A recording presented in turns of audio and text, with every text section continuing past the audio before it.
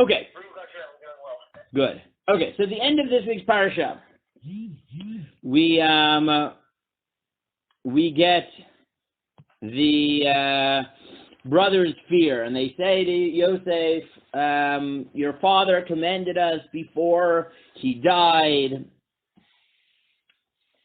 that you shouldn't punish us, and we'll be your slaves. Whatever. It's a bit of a weird scene. For many reasons. First of all, it's weird because that is the worst strategy ever. Meaning, if in fact they're telling the truth, if they think that the way that they're going to convince Yosef not to kill them is by Yaakov instructing Yosef not to kill them, then Yaakov should have said that to Yosef, not to the brothers, right? That's really not an effective way of doing it, right? You tell the potential victim when the perpetrator comes to try to kill you, tell them that I don't want them to kill you, right? That's not how things work, right? If you want to convince Yosef, then you shouldn't, like, in secret tell the brothers that when Yosef wants to kill you, let him know that Yaakov, didn't want him to do that, right? That's just a bad strategy. It just doesn't make any sense whatsoever. One second. There we go. So it's a weird scene, and we really need to understand what's going on.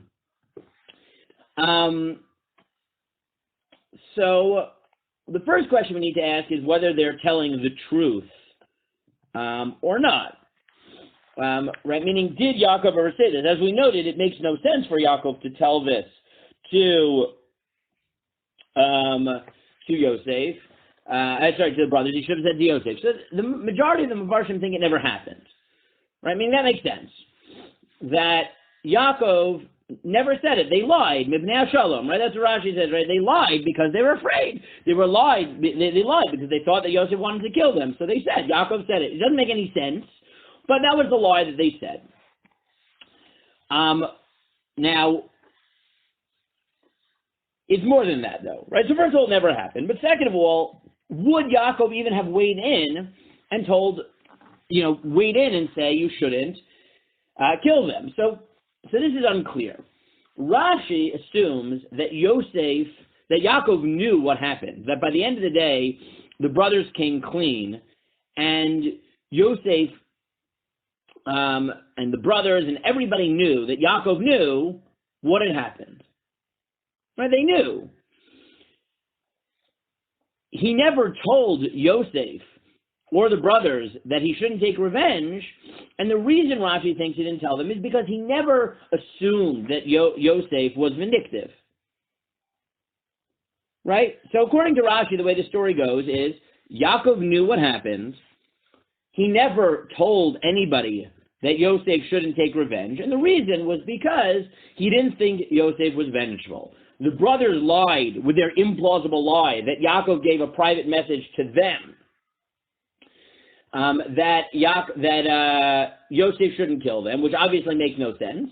And Yosef is offended because he thinks that according to their claim, Yaakov thought he was vengeful, when in fact Yosef had no havamina to take revenge. Right? That's basically the way Rashi reads this scene. The Ramban takes a different approach. The Ramban says it's even more dramatic of a lie. And that is because the brothers never came clean to Yaakov. The brothers never told him that they sold Yosef. But the brothers assumed that Yosef had told Yaakov what had happened. Right? The brothers assumed that Yosef had told Yaakov, and that's why they could come up with the lie. It may be implausible, but they just assumed that Yaakov, in theory, could have said something about Yosef not punishing the brothers because he knew about the original crime. But the Ramban argues that that's a mistake. Right? The brothers never told Yaakov, but neither did Yosef. He says, Yireli al derech hapshat, shelo gad li Yaakov kol yamav. He never told. He never told them. Yaakov died, went to the grave without knowing. Forever he thought that Yosef had gotten lost, and people had kidnapped him and sold him down to Egypt. Obviously, the brothers didn't want to tell Yaakov their crime. They didn't want to be cursed by Yaakov. And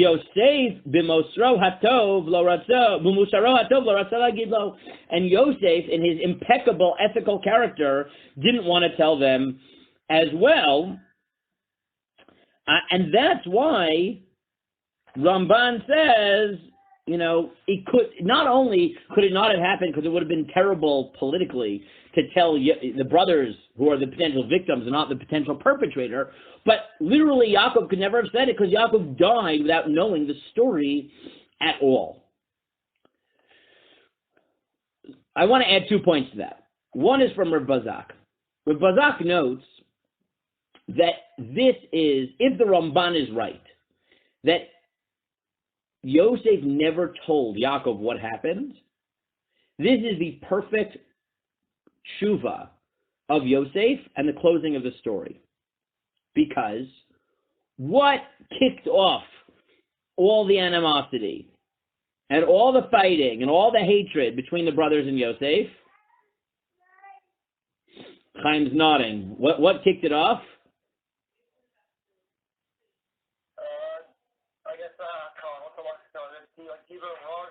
Yeah, because he told Dibatam Ra'ah Avihem that Yosef was a tattletale. Right, that Yosef was his father's, right-hand man, and he would tell on his brothers. And presumably whatever he was telling on them for at the beginning was not so dramatic. He was just, he was not the teacher's pet, but whatever, his parents' pet. I don't know. I don't know exactly what to say, right? But he starts off by creating this animosity by telling his father things which are presumably relatively petty. The fact that by the end of the story, the brothers assume that, look, even if you're not the type of person who gossips, if you were kidnapped by your brothers, thrown in a pit, and ended up a slave because of it, it might come up in the explanation to your father of how you disappeared for 22 years. That's actually a reasonable thing to say, even if you're not a gossip. The fact that the brothers never realized that Yosef didn't say anything, that Yosef kept his mouth shut, and never made a big deal of the fact that he was keeping his mouth shut. Right? That is the ultimate tshuva for having kicked off this animosity by gossiping on his brothers. Right? So that's the point one that's very, very powerful in this moment. The second,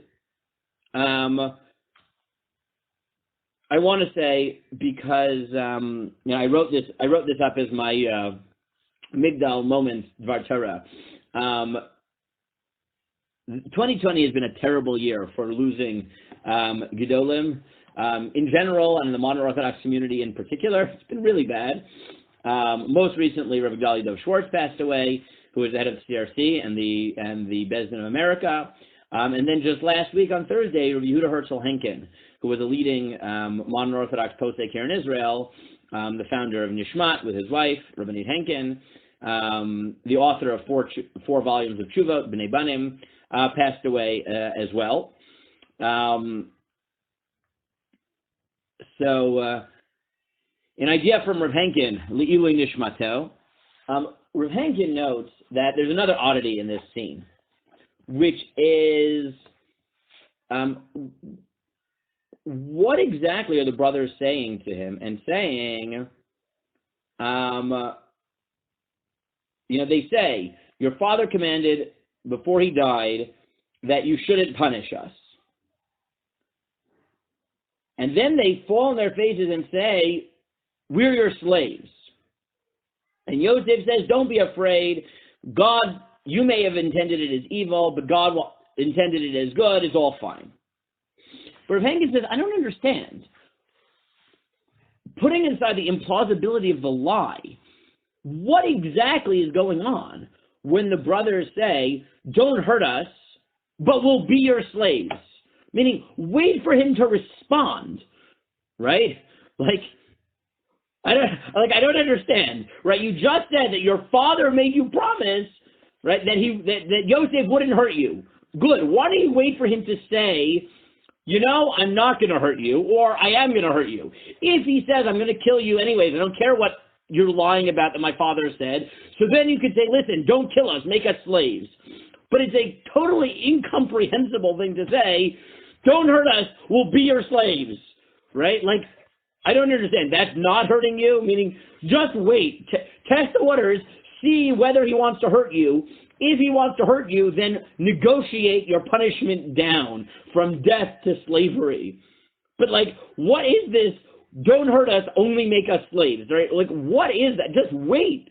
Wait until Yosef responds. So, Rav Henkin has this very, very clever pshat. And he says, no, that's not how it goes. The brothers were saying two separate things.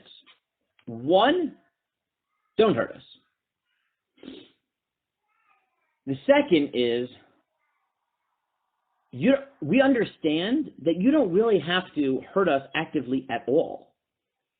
If you want to be vengeful and punish us midah keneged midah, you have an easy way of doing that without ever dirtying your hands. And how is that?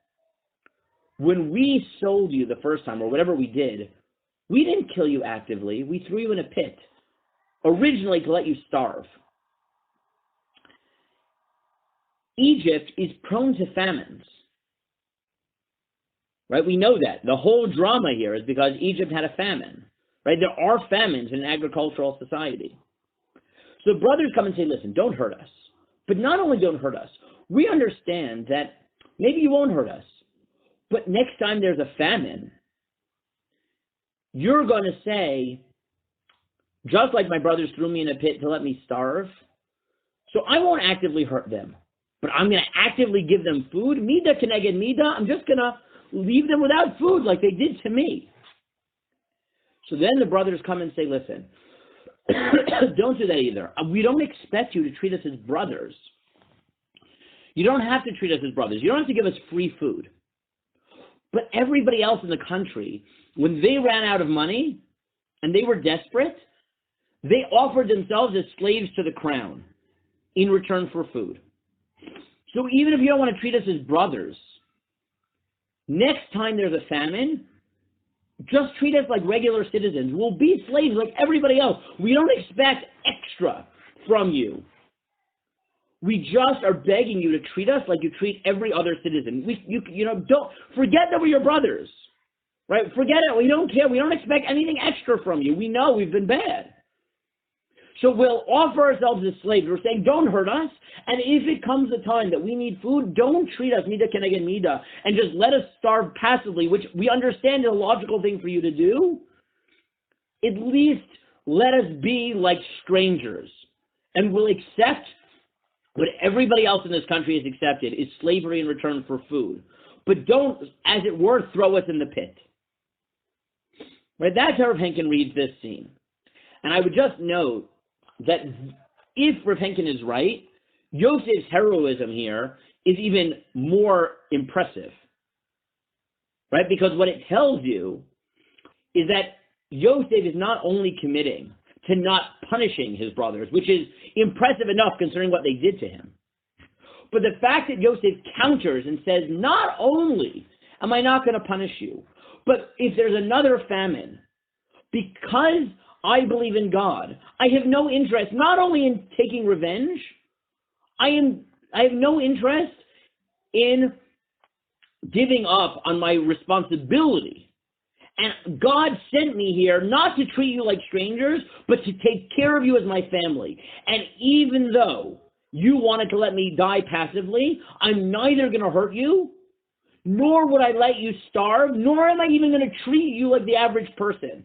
I'm going to put aside my feelings of anger, And I'm going to recognize that God gave me a responsibility to actively feed you. And even though that is literally the opposite of what you did for me, and it's going to demand not just that I forgive you, not just that I forget that you're brothers and treat you like citizens. It demands me embracing the fact that you're my brothers despite everything you did. It demands that I embrace the responsibility of what God sent me here for, even though it's against every natural human emotion.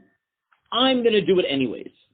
And I think Rav Hengen's analysis just highlights how spiritually heroic Yosef is in his statement.